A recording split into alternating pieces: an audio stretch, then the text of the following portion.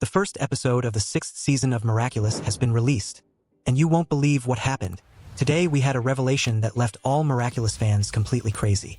Warning: this video contains spoilers. If you haven't watched it yet, I recommend that you watch the episode first and then come back here so we can talk about the artist. First of all, there's no other way to talk about it. The animation in the cartoon is really different, as expected by Miraculous fans. For many, this change was something shocking. After all, there were 5 seasons with the same animation style. I know that, for some, it may be a shock, but I actually like this new style. They were inspired by the animation in Miraculous, the movie, and this theme was well applied. The fluidity and the new look were, without a doubt, one of the best changes that have ever happened. For some people, the new look of certain characters will be a shock, especially Alia. Now, she has short hair, and it looks great. It matches her detective style. But she wasn't the only one who had her look revamped. In this new animation, we see that the style of the Miraculous holders has changed, and changed for the better. The most significant change, without a doubt, was that of Miss Hound. In her first appearance as a Miraculous holder, we could notice the simplicity and lack of style in her look.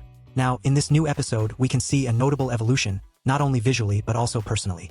Unlike how we were used to seeing her, being Chloe Bourgeois Shadow in previous seasons, in this one she shows maturity and an ability to stand up for herself. By all indications, she will be one of the best Miraculous holders we've ever seen. Another big change was Polly Mouse, who also stood out. Clearly, it's one of the best visual transformations of the series so far.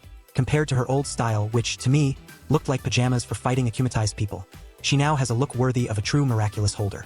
Her more detailed outfit makes it clear that the producers were very inspired when creating her new style. The holder with the best outfit, without a doubt, is Kyoko. We can see that the predominant colors of her look are still red and black, but the style has changed completely. Now, the outfit is much more elaborate, rich in details, reinforcing that she really is the holder of the Dragon Miraculous.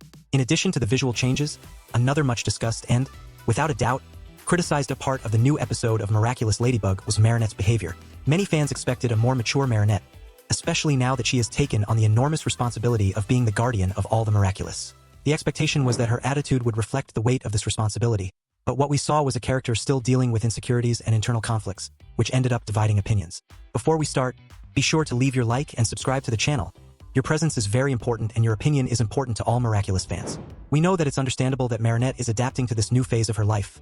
After all, she spent a good part of the series sharing her missions almost exclusively with Cat Noir. However, with the new team dynamics, it was expected that she would show more confidence, especially towards the new Miraculous holders. This lack of confidence was one of the most highlighted points in the episode, generating a lot of criticism from fans. In one of the most impactful scenes, Marinette verbalizes her doubts about having made the right choices when handing over the Miraculous to the new holders. This moment was unexpected and brought a new layer of complexity to the character, but it also raised questions about her ability to lead. It was expected that, over time, Marinette would gain more self-confidence and learn to trust her team, but for now, she still seems to be struggling with these uncertainties. And poor Adrien. From what we've seen so far this season, he's also going through a difficult time. Even though he tries to be understanding with Marinette, he faces his own challenges, especially since he has not yet revealed his secret identity to her. This creates a huge emotional burden for both of them. Something that caught the attention of fans was Marinette's behavior regarding their relationship. Many expected that, now that they are together, her attitude would be different, more confident and calm. However, on several occasions, Marinette acted as if she didn't know how to deal with the situation, even needing Alia's help to understand how to behave in simple moments, such as a date at the movies. This reinforces the idea that Marinette still has a lot to learn about balancing her personal life with her responsibilities as a heroine. Speaking of Alia, it is impossible not to highlight the incredible duo she forms with Nino. So far, they have shown themselves to be one of the most harmonious duos in the series. Not even Ladybug and Cat Noir have demonstrated as much rapport in such a short time as Alia and Nino have managed. One of the most memorable moments was the scene on the broken bridge, where it became clear how prepared they are to help and support the heroes in dangerous situations. The chemistry between Alia and Nino is a breath of fresh air in the season, bringing dynamic and exciting scenes. They show how much it is possible to trust new allies, something that Marinette still needs to learn. Meanwhile, fans remain divided about the protagonist's development, hoping that in the next episode she will be able to find a balance and mature both as a heroine and as a person. Ultimately, this new season is full of moments that spark emotions, debates, and, of course, many theories. Will Marinette be able to overcome her doubts and lead her team with confidence? And how will Adrien deal with the weight of his secret while trying to be the support Marinette needs? We'll follow and discuss every detail in the upcoming episodes. We had a big and surprising revelation in the latest episode of Miraculous Ladybug. Initially, we thought we would have 3 akumatized characters, but in fact, we were surprised by only 1. And the most impressive thing was the identity of the first akumatized character in the episode. None other than the new mayor, Kaline Bustier. That's right, our beloved teacher, now occupying a prominent position in the city, ended up being the victim of an acumatizing attack. We still don't know for sure why K-Line was acumatized, but it's something that promises to be explored in the upcoming episodes. There are many possibilities for this transformation, and it will certainly generate theories and discussions among fans. Was the weight of the City Hall's responsibilities too much for her?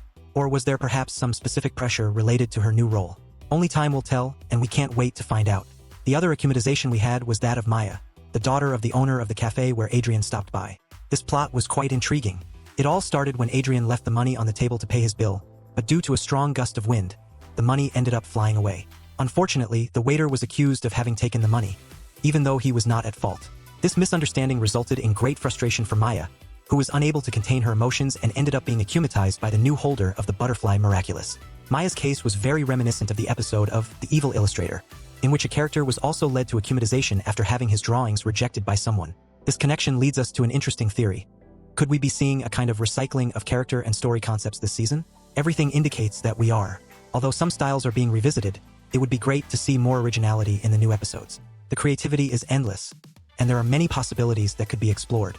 Also, I want to share a personal theory. I believe that the waiter who was wrongly accused at the cafe could be one of the next acumatized characters. I can't say for sure, but the chances are high. After all, he was the target of an injustice, which is a dish. We've seen similar situations on other occasions, and the anger caused by wrong accusations always ends up being a good opportunity for an acumatization. Let's stay tuned to see if this is confirmed in the next episodes. Returning to Maya, her powers as the designer were, without a doubt, one of the most fascinating parts of the episode.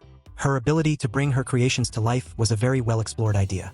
However, this ability also reflects a theme that we've seen before, especially in the first season, with the character Tormenta and her time-related powers. This reuse of ideas could be interesting if it's well-worked, but I also hope to see something new in the next episodes. The series has enormous potential to introduce new stories, powers, and characters, and it would be amazing to see something truly innovative. For example, exploring the possibilities of the power of creation in new ways could bring an exciting dynamic to the plot. Still, the episode was well constructed, and Maya's ability was a highlight, showing the impact of her emotions on her creative powers. Finally, we eagerly await the revelations that will come about K-Line Bustier. After all, what could have happened for her to be acumatized? And what surprises await us in the next episodes? I can't wait to discuss more theories with you and follow the new adventures of Ladybug and Cat Noir. Now talking about the villain of Miraculous, Cerise, we have a lot to comment on regarding the changes she brought to the dynamics of the episodes and mainly to the acumatized. In the first episode of the 6th season, the villain's new appearance has not yet been revealed, which may indicate that the blonde look seen previously may no longer be part of her current characterization. This already creates a certain mystery about what her new visual style will be like. But beyond the aesthetic issue, what stands out most about Cerise are the significant differences compared to Hawkmoth, the former villain. The main one is in the way she interacts with the acumatized. Hawkmoth used telepathy to communicate, which made the interaction quite impersonal and controlling. Cerise, on the other hand, adopts a much more direct and engaging approach. She not only mentally talks to the acumatized, but manifests herself in a way that seems present in their subconscious, creating a more intimate and close bond. Another extremely important detail, and one that completely changes the dynamics of combat, is that, with Cerise, the acumatized do not completely lose consciousness. This means that, even while under the effect of the Akuma, they have the ability to actively interact with her, something we never saw happen in the Hawkmoth era. During combat, the acumatized can talk to Cerise, receiving instructions and even being emotionally manipulated in real time. This more fluid communication between the villain and the acumatized makes it clear that Cerise is a much more calculating and sophisticated strategist, using the minds of her victims as a weapon. And that's not all. When deacumatized by Marinette, the characters still remember everything that happened while they were under the control of the Akuma, something that previously seemed to be a kind of blackout for them. This adds a greater emotional burden, as these people will need to deal with the consequences of what they did and said during the period in which they were acumatized. This is a significant change that promises to bring greater dramatic weight to the stories of this season. Another interesting new feature is the possibility for acumatized characters to choose their own names. This autonomy is something completely new and very interesting, as it gives a touch of personality to the temporary villains and allows them to have more participation in the process, instead of just passively accepting the role that was imposed on them. This change also adds a creative element to the episodes, allowing each villain to have a unique and memorable identity. Furthermore, Cerise seems to be well ahead of Hawkmoth when it comes to emotional manipulation. While the former villain limited himself to offering power in exchange for granting a wish, Cerise goes further, exploiting the deepest weaknesses of her victims and creating an emotional bond that makes them even more susceptible to her control. This emotional depth makes the conflicts much more intense, as Ladybug and Cat Noir will have to deal not only with physical threats, but also with the internal dilemmas of each acumatized. Finally, something that we cannot fail to mention is the attention to detail in this new season. From the introduction of Cerise to the changes in the carriers and the acumatized themselves, we can see that the producers are committed to bringing new things and deepening the relationships between the characters. The fluidity of the animation and the new look of some characters only complement the transformations that we are seeing in the plot. Cerise is already presenting herself as a much more strategic and complex villain than Hawkmoth, promising even more intense challenges for Ladybug, Cat Noir, and their team. It will be interesting to see how these new elements will impact the development of the season and the interactions between heroes and villains. The first episode of the 6th season brought an explosion of emotions, mysteries, and changes that left Miraculous fans divided between nostalgia and enthusiasm for the new features. The introduction of Cerise as a villain redefined the dynamics between Akumatized and heroes, showing that we are facing an antagonist more cunning and dangerous than ever. The new interactions, the emotional depth of the plots, and even the possibility of the Akumatized retaining their consciousness were elements that surprised and gave a touch of freshness to the narrative. On the other hand, we also had the opportunity to see Marinette and her friends again, now in a context of maturity and evolution. Despite this, the heroine still struggles with her insecurities, showing that even though she carries the responsibility of guardian of the miraculous, she is still a young woman learning to deal with the challenges of destiny. The renewed animation, the redesigned visuals, and the richness of details in the scenes demonstrate the producer's care in keeping the series up to date and exciting, without losing its essence. This episode showed us that the 6th season has the potential to be one of the most remarkable, balancing nostalgia with innovation. If this first chapter has already brought so many surprises and left so many questions in the air, we can't wait for what's to come. One thing is certain.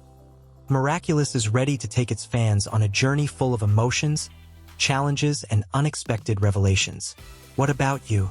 What did you think of this episode? Comment your opinions, theories, and expectations in the comments. Let's continue this incredible conversation about the series we love so much.